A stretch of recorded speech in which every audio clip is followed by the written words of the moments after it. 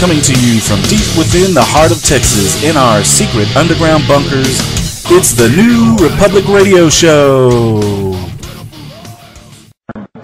As an ordained United Methodist minister, I am here to attest and affirm that our faith and belief in God is central to the American story and informs the values we've expressed in our party's platform. In addition, President Obama recognizes Jerusalem as the capital of Israel, and our party's platform should as well. Mr. Chairman, I have submitted my amendment in writing, and I believe it is being projected on the screen for the delegates to see. I move adoption of the amendment as submitted and shown to the delegates. A motion has been made. Is there a second? Is there any further discussion? Hearing none, the matter requires a two-thirds vote in the affirmative. All those delegates in favor say aye. All those delegates opposed say no. In the opinion of the... Let me do that again. All of those delegates in favor say aye. All those delegates opposed say no.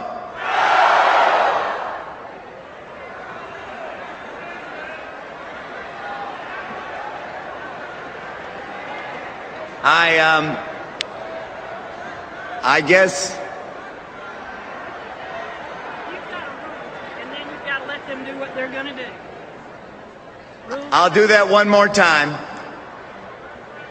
All those delegates in favor say aye. All those delegates opposed say no. In the opinion of the chair, two-thirds have voted in the affirmative. The motion is adopted, and the platform has been amended as shown on the screen. Thank you very much. Thank you. What you just heard was the up or down vote to restore God and Jerusalem to the Democratic Party platform. Not only were they not able to get the two-thirds majority on that third vote, they weren't even able to get 50% of it.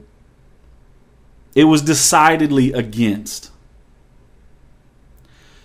The leaders of the Democratic Party, of the Democrat Party, strongly opposed the addition, or rather to put back the word God and Jerusalem back in the Democratic Party, the Democrat Party platform. Now, not only did they strongly oppose it after the decision was forced on them, they booed. They booed it down because they so strongly were against it. And if you think I'm lying, go back and replay it again. But they were so strongly against it that they booed. Now, this is not the Democrat Party of the old. You know, we all grew up thinking Democrats were the good guys. They were for the small guy. Republicans were the bad guys. They wanted, only the rich. They didn't care about the small guy. They didn't care about the middle class. But the tables have completely changed. And let me make this clear, I am not a Republican. I used to be. And in fact, for a long time, I was a Democrat. But I was sucked in to that old 50-year-old idea that the Democrats are for the small guy, the good guy, that they're for being fair, being even-handed. And that, the Republicans were the bad guys because they were for the rich people and they didn't care for the middle class or for the poor. And that's the way, especially down here in the South, that's the way we were all raised. But over the past 30 years, my ideas have changed a lot. And it caused me to move from being a Democrat to a registered Republican to a registered independent. But this, for the first time in 20 years, there is a real difference between the Democrat Party and the Republican Party. Because for 20 years, there was no real difference. There was simply Democrats were pro-abortion, Republicans were not. Democrats were for higher taxes, Republicans were for tax cuts. That was the only real difference. For 20 years, there was two parties that were not any different from one another. There were small, very small differences, but that's it. But the leadership in the Democrat Party have changed that.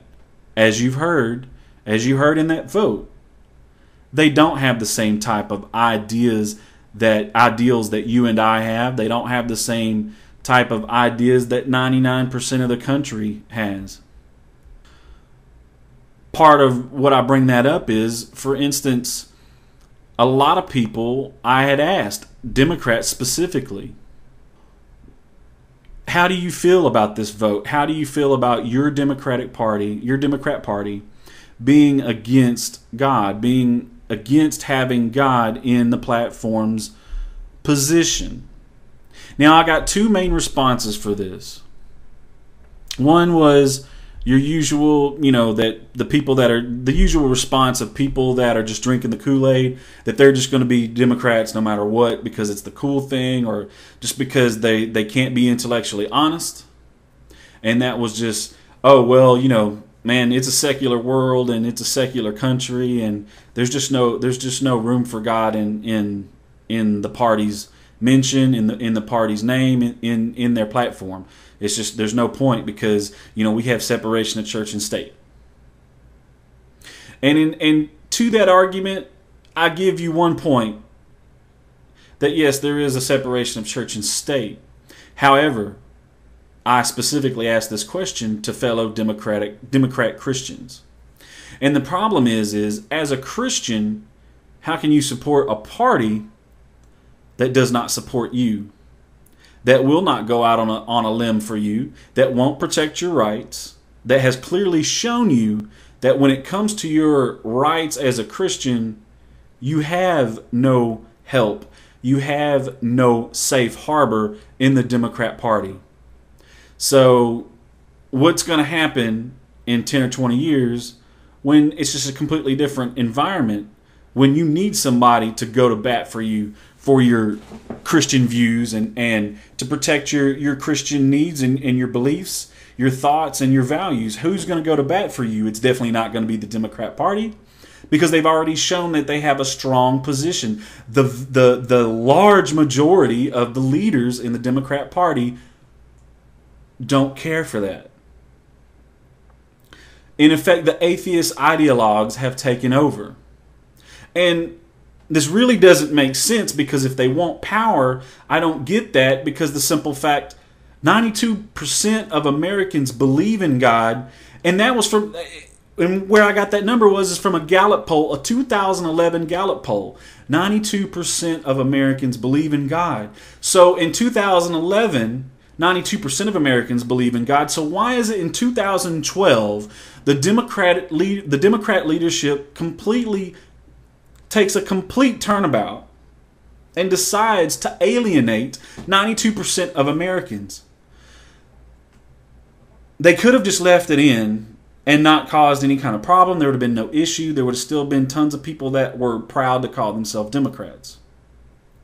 But because of their decision, that other group of people that I was telling you about, the ones that actually think about why they're part of a party, think about who represents them and what they want out of those people were shocked. Those Christians that were Democrats still were absolutely shocked, the vast majority of them. And so they're leaving the party in droves. Why? Because their faith is important to them. And for somebody who lives their entire life around their faith like a Christian does, this is a very important issue. So many of them can't reconcile the thought of, I vote, support, and send my money to a party that doesn't support me as a Christian. You know, a lot of you people say, well, come on, Keith. You know, y'all just added all the, you know, under God and Pledge of Allegiance. So y'all added all that stuff way later. Okay, maybe we added it later. But we've always had prayers in the Congress, in the meeting halls, you name it. Whenever we came together and did something, we put God in there. It might not have been official. We might not have necessarily wrote it down on a piece of paper. But anything that we did of consequence, God was there. And unfortunately, the Democrat Party doesn't feel that way anymore. And that is their right, and that is fine.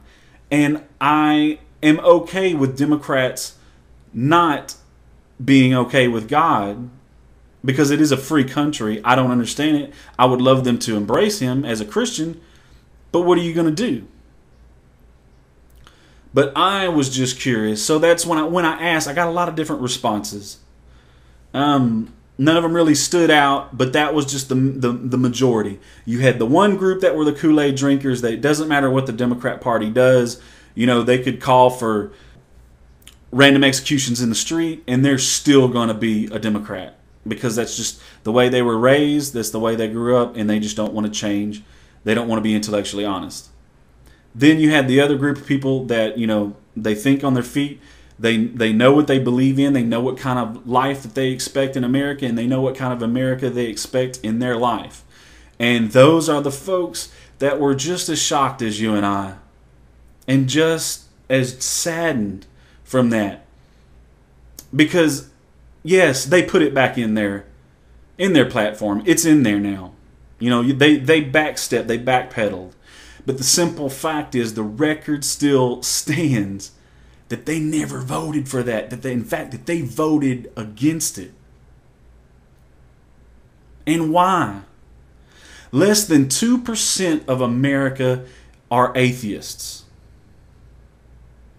Heck, worldwide, there's only like 2.1%.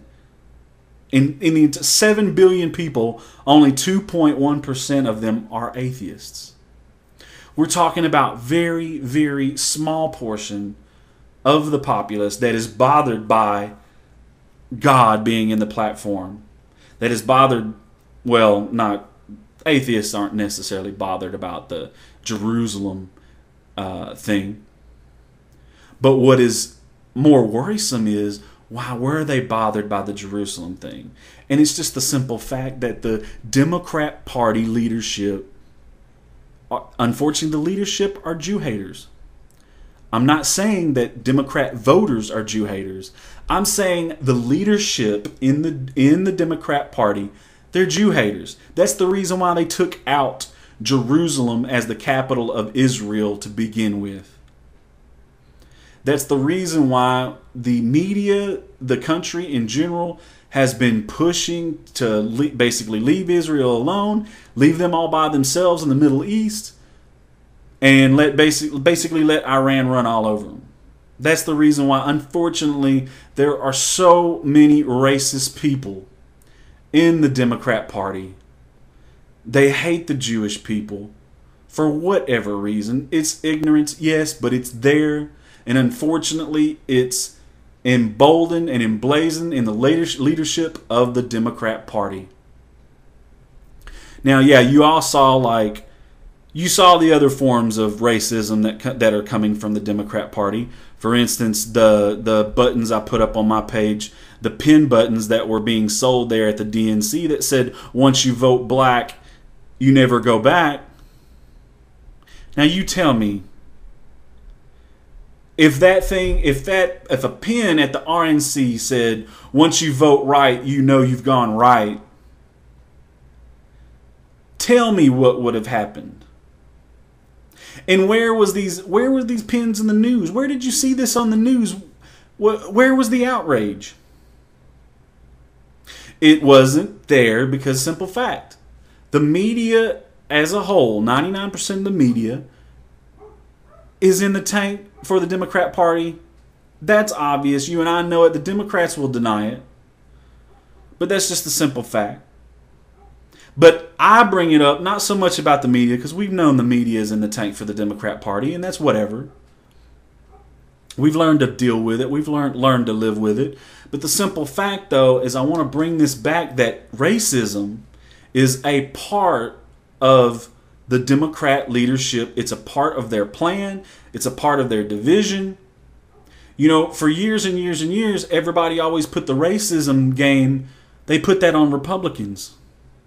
And again, like I said, in 20 years, we're finally seeing a difference between the parties.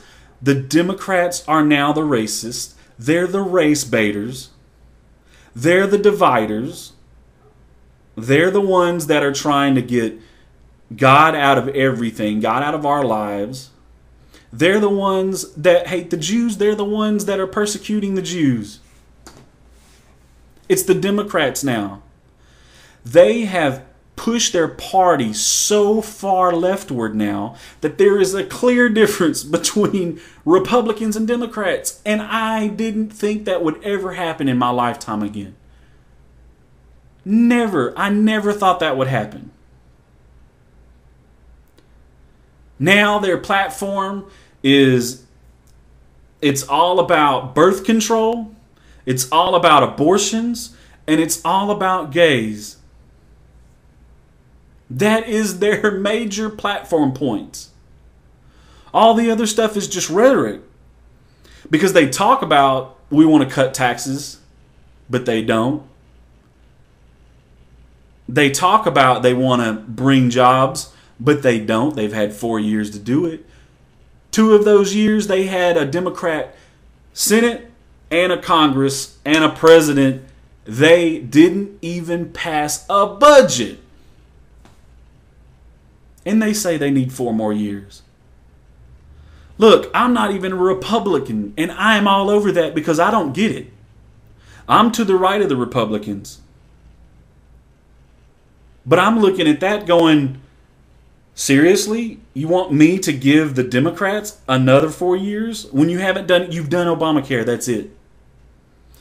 You took that 2 years where you had complete control over everything and you forced Obamacare down everybody's throat. Didn't give them an option. Didn't let them vote it on a majority or anything. You just basically just forced it as a pass. They didn't allow them to oppose it in any way, shape, or form. But, you know, that's all right. It is what it is. That's what happened. Basically, you just heard President Obama say, I need 4 more years to continue what I've already told you I was going to do. I told you I was going to do it the first time. I just need a redo. That makes no sense. Everything that President Obama said last night, he said 4 years ago. But he didn't get any of those things done. The only thing he talked about was this whole garbage about he bailed out GM and you know they're alive and Osama's dead. Okay, well, fact check. GM is on life support. They need another bailout. You should have just allowed them to file for bankruptcy. They could have consolidated their debts, paid them down. They could have gotten rid of a lot of their operating costs. Filing bankruptcy doesn't mean that you fire all your people. Sure, some of them would have lost their jobs, but the vast majority of them would have kept them. They would have just had to take a little bit of a loss. Instead of, you know, getting paid $100 an hour, maybe they'd have only paid $75 an hour because they're working for a union. You know, the other part too, Osama. Really, what we're finding out is he didn't even want to take that chance. But it was Hillary Clinton that pressed Obama and basically forced him to take the shot when it came time. So he gave the go-ahead. Excuse me, because yes, he didn't take the actual shot, but he gave the go-ahead. Finally, after putting it off several times. But he finally did. The whole 4.5 million jobs that he's supposedly added just in the private sector, one very small portion of the economy, he claims victory there. But overall, Americans are down 400+ thousand jobs. Where's your victory? It's not anywhere. And I hate to do this. I hate to just basically make this a whole fact check thing. So I'm going to stop on that part. But it is just a simple fact. He asked for another 4 years to do what he said he would do in the first 4. The only thing he accomplished, and I will give him this, is Obamacare. That's the only thing he said in the first 4 years that he would do that he accomplished. That's it. He didn't accomplish anything else. So why are we going to give you another 4 years? Because at the end of the 8 years, you're just going to ask for another 4 if it were possible. Because we're going to be sitting in the same situation that we're sitting in now.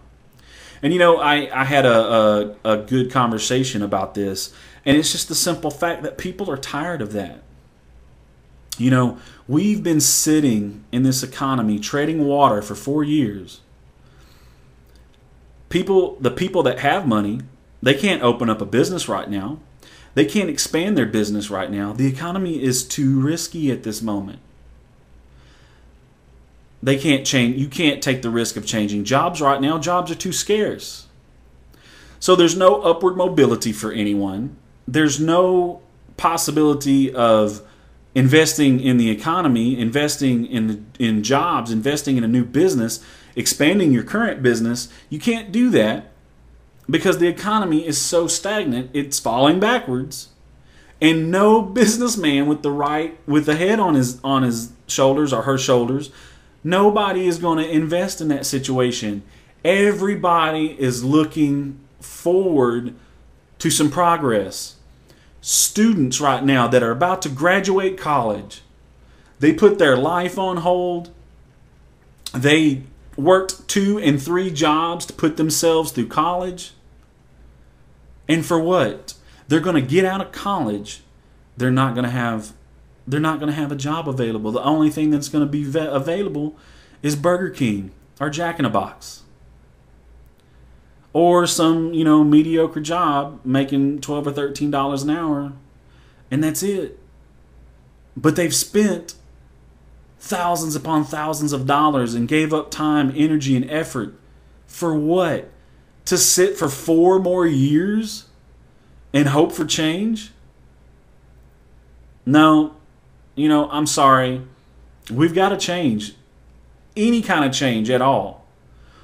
Any kind of change in president, like I said, I believe in my last show, would give people that little spark that they need to have a little bit of hope, to invest in a business, to invest in the economy, to go out on that ledge and make that jump and make something out of their lives. Right now, everybody's holding their breath and treading water, and believe me, it's not a good feeling. And I know I'm not the only one.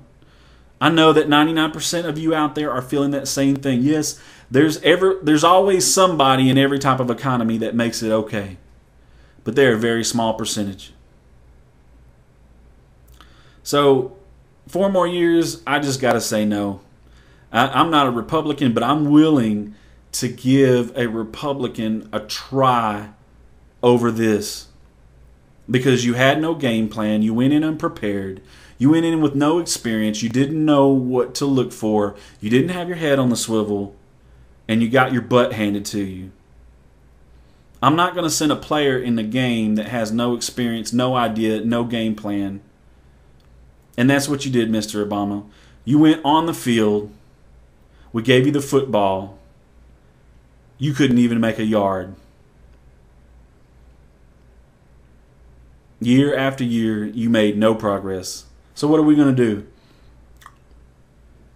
Put somebody else in there. That's all I'm going to say on that. 979-31-TALK-6. 979-31-TALK-6. One other thing, though, that I do want to say about the whole Democrat Party thing right now. They really, really push this whole war on women, this non-existent thing. And I just got one thing to say about that. The Democratic Party, they say, the women from the Democrat Party, they say crap like, we want you to stay out of our womb, but there's always that comma. They want you to stay out of their womb unless you're paying for an abortion or birth control. So I'm sick of that argument. I don't want to hear that anymore. If you're going to take money from the government for an abortion or for birth control, then don't complain and don't talk about women's rights. Period. That just makes no sense. Either we need to stay completely out of your womb, or you need to understand that there might be particular reasons why you can or can't do certain things when it comes to it. I mean, that just makes no sense right there. Anyway, some of the other craziness too. This whole Democrats think that you belong to the government. That was in a video played right there at the beginning of the DNC. And I just did not get that. Why in the world? I mean, obviously it's a platform thing that they agree. Why would they play it at their convention if there's not a consensus that agrees with it? This is not a senator or a president or a vice president or a congressman or woman saying something like just, making a gaffe and saying that we all belong to the government. No, this is the DNC saying in a video. It was, music and lights and camera and everything thought out, saying that we belong to the government. No. That's just like, that you didn't build this crap. That's the kind of stuff that permeates in and out of the Democrat Party over and over again. But, I think, like I say, I'm actually kind of happy in a way that there's finally a difference between these two parties. Finally a difference. There's an actual real difference between the Democrats and the Republicans. And, really as far as I'm concerned, we really need a third party. Because you kind of have the way it is, you kind of have the Democrats, they're out there in left field kind of doing all the crazy stuff. Then you have the Republicans that are a little bit more moderate, a little more center stage. Now we need a party on the right. We need someone who's a true conservative. Somebody that actually believes in the government actually getting out. I mean, Republicans always talk about that over and over again. They talk about shrinking the government getting out of your business. But unfortunately, the track record is that when Republicans get in office, that never seems to happen. I'm not saying that couldn't possibly happen under Romney, but I don't have any hope for it. Honestly, I think the one thing that we could get out of Romney is we could get some jobs. And just like I said in my last show, all of this other garbage, all of this other minutia that's going on with gay rights and abortion and all this other mess, that is unimportant minutia compared to a job, compared to food on our table every night, compared to a little bit of rest from worrying if you're going to get fired, how much longer you're going to have in your current field, if it's a waning field, if it's growing or if it's not growing, if it's stagnant, whatever. We need some jobs. Once we get some jobs, we can worry about all this other mess. I'm not saying it's completely unimportant, but here's the thing is, you're trying to, you're cutting your nose off to spite your face. You're worried about all these little things when, dang it, people need money. We need jobs. We have our GDP growth is horrible. We're number 6 in the world. Australia is whipping our butt as far as growth of GDP. Come on. And for all you Democrats and you Republicans, y'all want to start getting in and fighting over all this other mess? Most of us out here don't care about all that. Most of us just want a job. Most of us want job security. Most of us just want upward mobility. And then we'll have our little fights and disagreements and discussions over all that stuff. Anyway, that's all for today's show. I just had to do a recap of this crazy week. I didn't really want to do it because I was not looking forward to these conventions. I'm very glad they're over. I'm not looking forward to the debates because, as many of you know, I hate the debates because they're not real debates. These men have no ability to debate. I don't care what schools they went to. They have no ability to debate. I mean, obviously, part of it is the moderators because they're all liberal moderators. I will never understand how the Republican Party agrees to these crazy freaking moderators that they use. I would never as a president, but, you know, what are you going to do? Anyway, I guess, you know, maybe I'll have something to say whenever the debates do come around, but I'm sure I'll just be doing more yelling than anything. I'll just be wishing that I was up there so that I could make them both look horribly sad. Anyway. And changing gears. I'm leaving y'all for the day. I hope y'all have a great evening. As per usual, go out, have a good evening. Do some good deeds. Spread some goodwill around. Take care of your community. Because again, your community will take care of you. All right, guys. Y'all have a great one. Spread the love. I'm out.